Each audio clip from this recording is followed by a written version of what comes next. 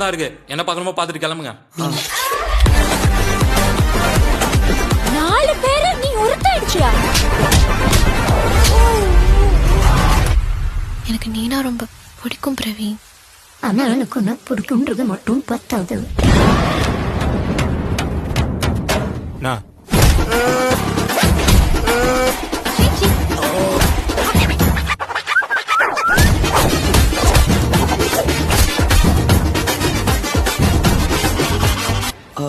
Excuse me, உங்க 2 பேர் நெக்ல ஏதோ இருக்கு.